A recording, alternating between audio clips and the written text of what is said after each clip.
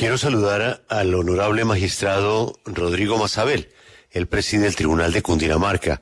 Una de las noticias del día es la millonaria indemnización que deberá pagar el Estado y la firma Corfi colombiana a un ciudadano demandante. El tema lleva más de 30 años, tiene que ver con unos CDTs originalmente de menos de 200 millones de pesos, el pago 14 billones de pesos. Nos atiende el magistrado para entender las razones, las motivaciones de este histórico fallo. Señor magistrado, buenos días, bienvenido a la W.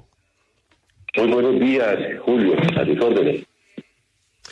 Magistrado, pues es difícil entender un tema jurídico, técnico y seguramente de altísimas matemáticas, como un problema de 170, 180 millones de pesos termina en 14 billones de pesos. ¿Por qué, entendiendo la devaluación, los 30 años, por qué llega a una cifra tan alta?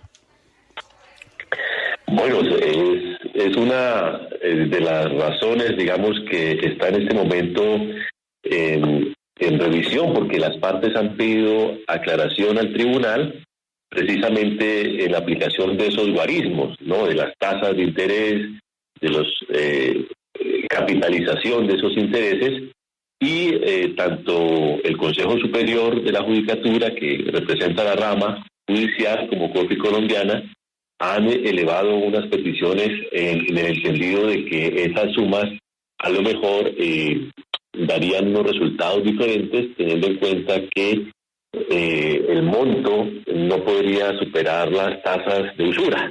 Entonces, allí, pues en primer lugar, reconocer que ese aspecto de, si bien son 33 años de esos dineros que no se permitieron cobrar, pues creo que ahora el tribunal podrá aclarar realmente si la suma asciende absolutamente a ese monto o quizás, como lo plantean las partes, el valor podría ser diferente, ¿no? Digamos, hay algunas operaciones que dan cuenta de 1.000 millones de diferencia por año, y eso pues realmente la explicación que se observa en la sentencia es en relación con la forma en que estaban pactados esos intereses de esa deuda y cómo se terminan capitalizando. Pero hay una experiencia un poco, digamos, bastante cercana que ocurre en los procesos cuando se acude a la vía judicial, y es que desafortunadamente el sistema jurídico colombiano mantiene un abono a capitales, a intereses y no a capital, lo que hace que siempre mantenga la deuda permanentemente. De hecho, hay muchos procesos judiciales que pareciera que las partes no están interesadas, digamos, la parte demandante, en que termine, porque se convierte en una forma de una especie de bola de nieve que va creciendo mes a mes, y entonces ese sistema de abonar a intereses también perjudica en estos casos. ¿Cómo le parece, magistrado, que hay una serie muy exitosa en la televisión de Colombia para el mundo que se llama Hasta que la plata no se pare? Y en una de las escenas, la empleada del servicio le dice a un abogado: óigame, ¿yo cómo hago para que aquí en esta casa me paguen? Llevan atrasados 2 meses con mi sueldo. Y el abogado le dice: ¿usted qué prefiere? ¿Que le paguen los 2 meses que le deben? O más bien que pase el tiempo y después usted sale con una plata importante. Sé que el ejemplo es muy frívolo, pero si le entiendo bien, ¿el demandante pudo estar jugando a eso? Bueno, en este caso particular el demandante no se ve, porque la situación es un poco muy sui generis, en el sentido de que él acude a la entidad financiera le niega pagarle y le pone un sello diciendo que esos títulos no son válidos, que ella no reconoce haber emitido esos títulos hace 10 años, y él acude entonces al proceso penal y penalmente le dan la razón después de casi 10 años, y después de allí es donde empieza él a agotar la vía judicial de reclamar. Inicialmente él quiso obtener el pago de manera pactada como estaba a los 10 años y luego acude a la vía judicial. Entonces, por eso, allí en este caso no estaría, digamos, como con esa idea de que eso se incremente más adelante, como en el ejemplo de la serie. Pero al liquidar, sí, efectivamente, me parece que la situación pues puede convertirse eso en una suma exorbitante. Yo creo que ese punto lo aclarará el tribunal para diferenciar, que creo que es un poco la inquietud de fondo, y si me permite, Julio, es que una situación es la obligación principal de Corfi Colombiana y cómo se incumple esa obligación y las consecuencias que tendría, y otro, digamos, la negativa de la Administración de Justicia en su momento por los jueces de ordenar un pago de esa obligación. Yo creo que ese aspecto hay que diferenciarlo porque no pueden ser equivalentes. No puede ser equivalente que el deudor principal pues termine convertido, en este caso, el Estado. Pues, magistrado, una fuente en Corfi Colombiana me envió unas cuentas. Dijo, mire, 175 millones de 1989 ajustados a hoy por inflación son 4.700 millones de pesos. Doblando rendimientos con respecto a la inflación, serían menos de 10.000 millones de pesos. Pero ahí hay una zona gris que es la de los intereses, que, como usted dice, están tasados, y ese es el tema que resolverá la aclaración del tribunal. Pero, magistrado, algo que también resulta inexplicable para un oyente del común, como yo, ¿cómo pueden pasar 33 años de un pleito?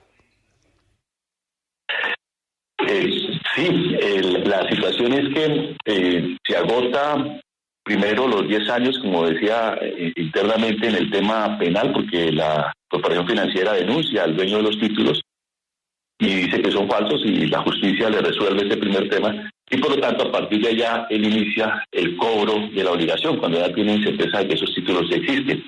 Pero aquí lo que pasa es que lo que se está discutiendo es si hubo un error de los jueces en el momento de no haber ordenado el pago y lograr ese recaudo, bajo el entendido de que el Estado es el que monopoliza la administración y el derecho, y por supuesto también el ejercicio de la violencia legítima.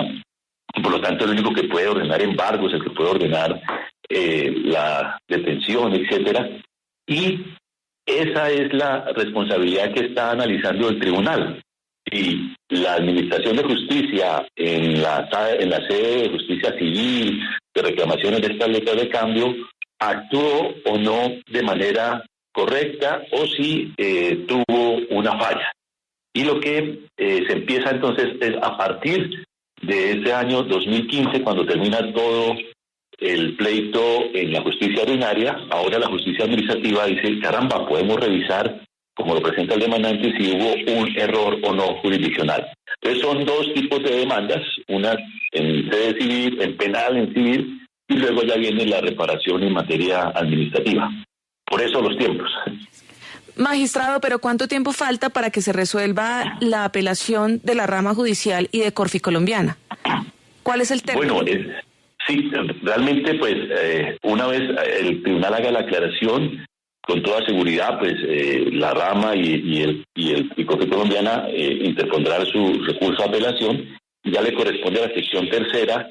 Hemos conversado, digamos, con magistrados de la sección tercera del Consejo de Estado, y han tenido, digamos, una descongestión muy importante de los asuntos que tenían allí en esa sección, y, digamos, uno estima que más o menos en unos 3 o un poco más de años podría la sección tercera resolver ya de manera definitiva ese pleito. Sí, se ha hablado de algunos cuestionamientos sobre un magistrado investigado por corrupción y su expareja. ¿Qué tiene para decir sobre esto, sobre este magistrado que supuestamente estaría involucrado con esta sentencia? Bueno, yo creo que aquí la situación es distinta por lo siguiente. Esa investigación se adelantó y ya hay un proceso en la Fiscalía con unos temas de un humedal y otras actividades. Pero aquí llegó, hay otro despacho, otra magistrada a cargo de ese despacho y no coincide, digamos, con el aspecto del cual hace mención. Se trata de otra magistrada que llega por carrera y otra sala, de manera que no hay ninguna relación, digamos, con ese otro aspecto. Lo que podría uno asociar es el monto, ¿no? Las cuantías, pero pues ese es un tema aritmético, pero no implica para nada responsabilidad de los actuales titulares de esos despachos. Pero mire, el origen del conflicto, es decir, la legitimidad o no de los títulos que se reclamaban como válidos y que una de las partes considera que no existían o lo que fuera, ¿ese tema ya quedó resuelto? Es decir, ¿ya se sabe que los títulos sí eran válidos? Sí, doctor Casas, ese es un tema muy importante por lo siguiente. Primero porque el juez penal le ha dado la razón a Corte Colombiana, había dicho esos títulos son falsos porque tienen un sello. Luego el Tribunal Superior en Sala Penal dijo, no señor, estos títulos sí son verdaderos.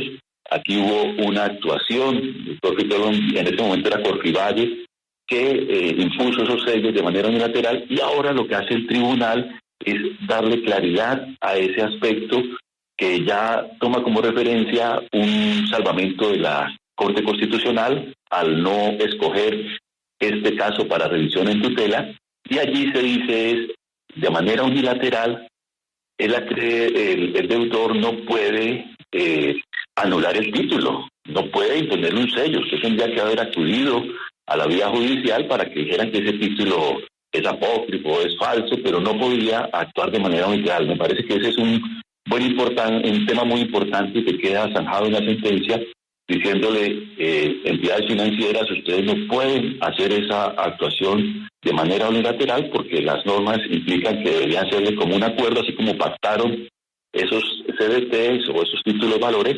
tendría, en caso de estar en desacuerdo, acudir al juez y no hacerlo unilateralmente imponiéndole un sello de anulado. Magistrado, hay algo de lo que no hemos hablado con respecto al monto. Mire, es que en estos 30 años de proceso se llegó a condenar al hoy demandante de falsedad en documento, de estafa incluso. A pesar de que, bueno, ya hemos dicho que tal vez este monto es gigante y más con lo que decía Julio hace un momento, yo me imagino que esos perjuicios morales podrían explicar más o menos por qué este monto tan alto, ¿o no? Claro, es que, y muchas gracias por la explicación, creo que quedó pendiente este aspecto, y es que en reparación directa el tema no es solamente de los intereses, digamos como cuando presenta uno un proceso ejecutivo, de la obligación y los intereses, sino también lo que tiene que ver con toda la modalidad de perjuicios que ha reconocido la jurisprudencia con ocasión de una falla en el servicio, de un riesgo excepcional, en fin, de las diferentes modalidades que dan lugar a la responsabilidad del Estado cuando no hay un contrato o extracontractual. Entonces, en efecto, esos elementos van sumando. Por ejemplo, uno tiene 100 salarios por si fallece, claro, un ser querido como consecuencia de la acción o omisión del Estado, pero a eso también podrían haber daños a la salud, podrían dar perjuicios de diferente naturaleza, y eso también aumenta porque se trata del proceso de reparación directa y no del proceso ejecutivo como tal. Magistrado, un placer saludarlo y agradecerle su tiempo para explicar este fallo. Estaremos atentos, por supuesto, a las aclaraciones y seguramente a la apelación del mismo a que tiene derecho. Magistrado Rodrigo Malabel, muchas gracias por atendernos desde el Tribunal de Cundinamarca. Una feliz mañana, un buen fin de semana. Muchas gracias. Buen día.